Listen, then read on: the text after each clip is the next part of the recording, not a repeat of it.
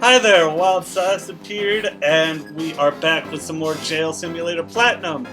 You may notice that I am enunciating a bit better than usual. That's because I am relatively sober for this episode. I was going to get a drink for this, but you know, I couldn't bring myself to do it. This is gonna seem like a really dangerous confession to be used to me in a court of law.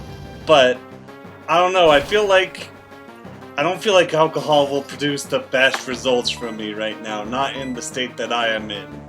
Like, ooh, I've been in some dark places, but man, I don't trust me with the alcohol. So you know, I've got make and do. Not that I'm complaining, of course.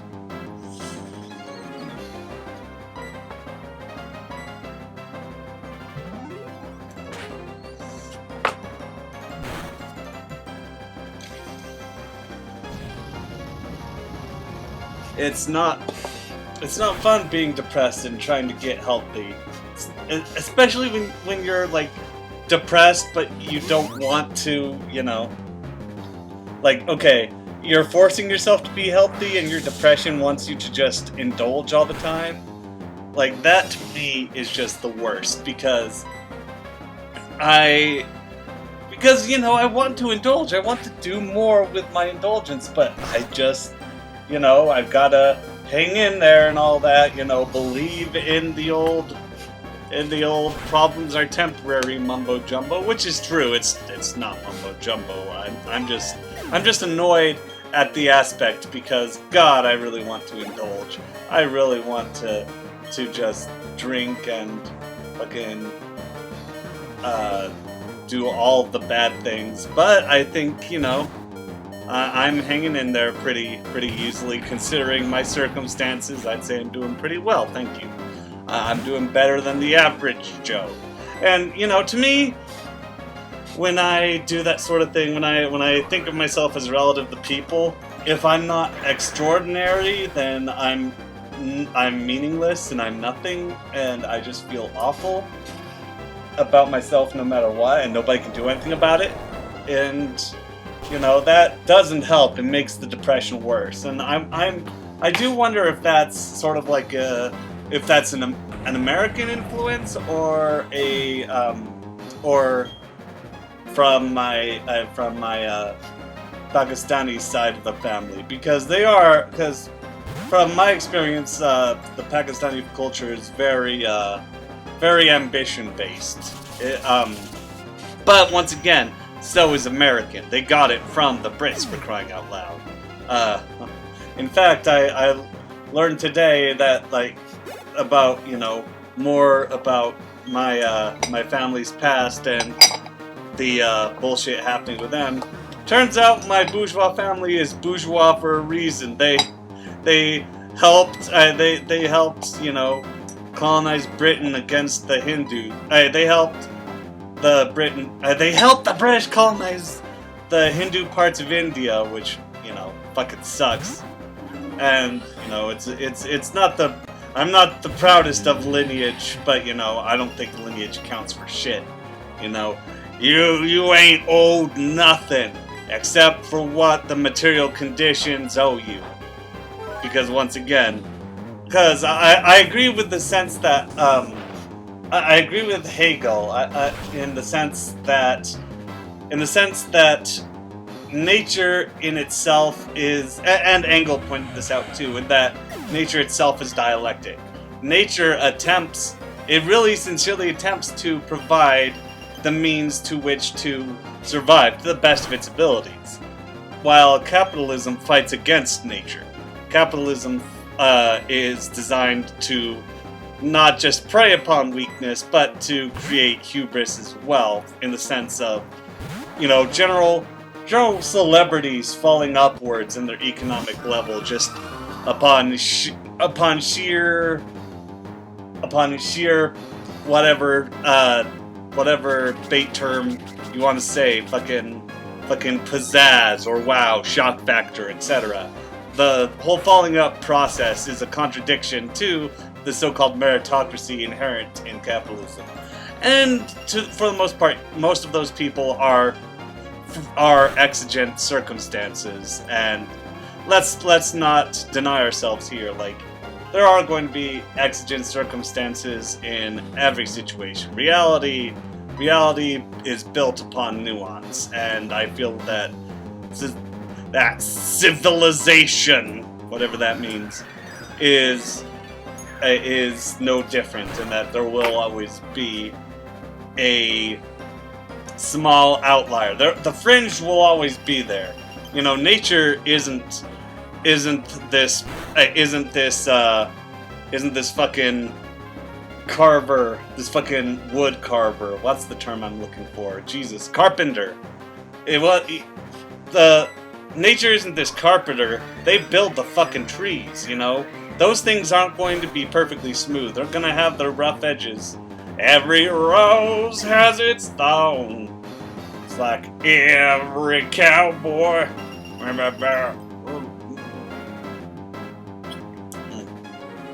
You see, that was me drinking. But what I was drinking was water because, I mean, I don't know. It also helps because if you keep some in your mouth, it kind of works like a bit of a ball, and it resists your fucking, and it drops the fucking taste down quite a bit in the bowl. So, you know, you're able to take some solace in that. I mean, at least that's a theory that I have. Of course, you know, if I have any base in my mouth, any pre-game before the light, you know, odds are it's going to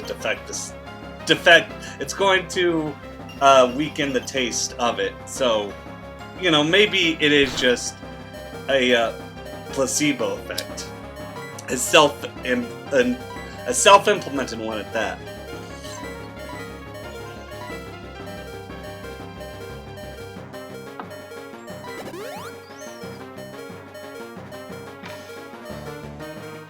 But, you know, I don't discourage placebos, you know.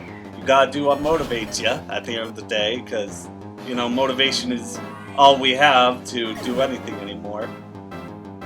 And we're barely gatekeepers of that kind of ambition as it is.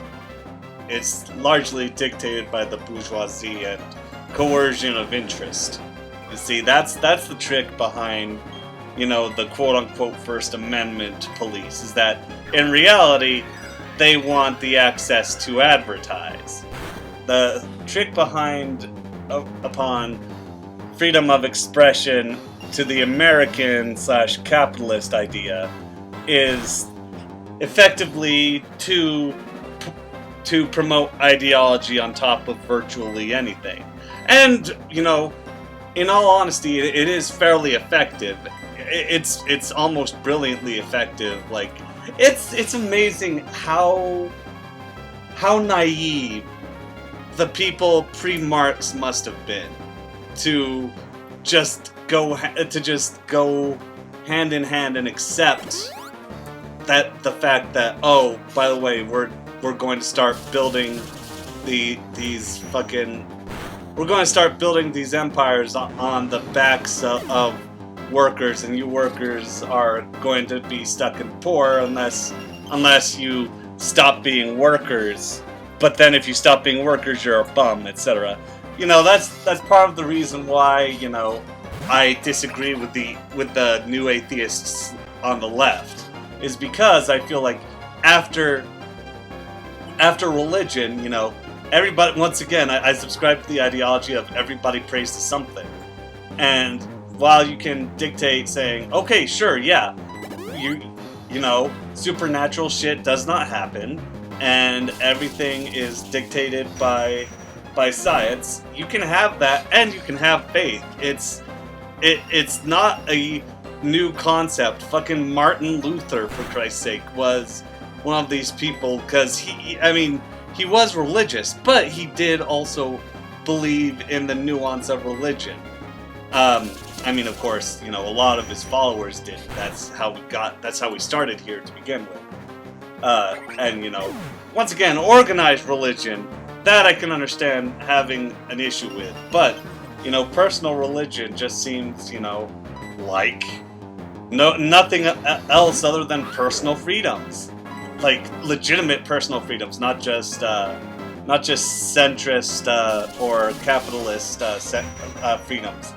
But how do I describe this freedom in particular? Oh no, I put down the I guess I was just finishing tweeting something, but I digress.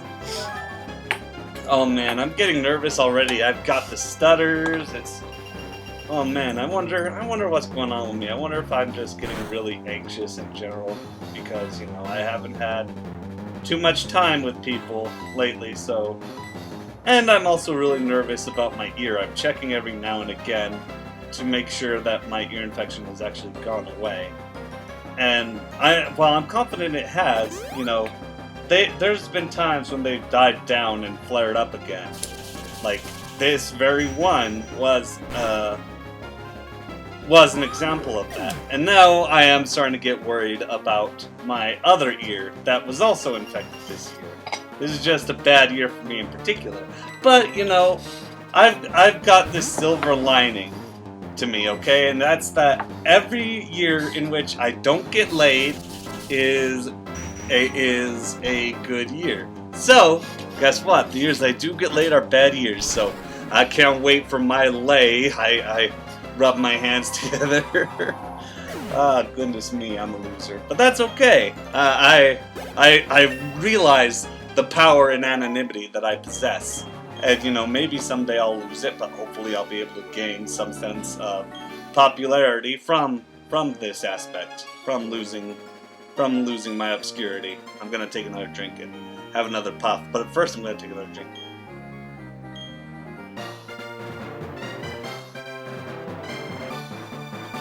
Because it's fucking hot down here. It's hot down here and it's hot upstairs is the thing.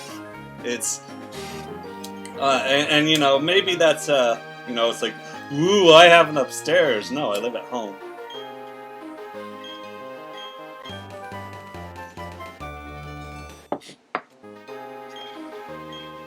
And I never explain why that is. Why that is because, well, first of all, Utah has, I believe, the 12th, 13th, maybe 7th, somewhere between there. It's the highest property rates. The average property being worth, I believe, the average annual income required would be $87,000 in order to, you know, sustain a house, a house. I mean, I know my family doesn't make that much. Maybe it's because we kept the house that we were in the 90s, and, you know, that just sort of exploded off of that. So we could manage to swing this house while... Oh man, I'm so glad that I was born when I was, instead of ahead, where it's like, whoops, well now we can't get a house because of the housing crisis. Because the whoop-de-doo, the economy broke. We still haven't fixed it, but that's okay.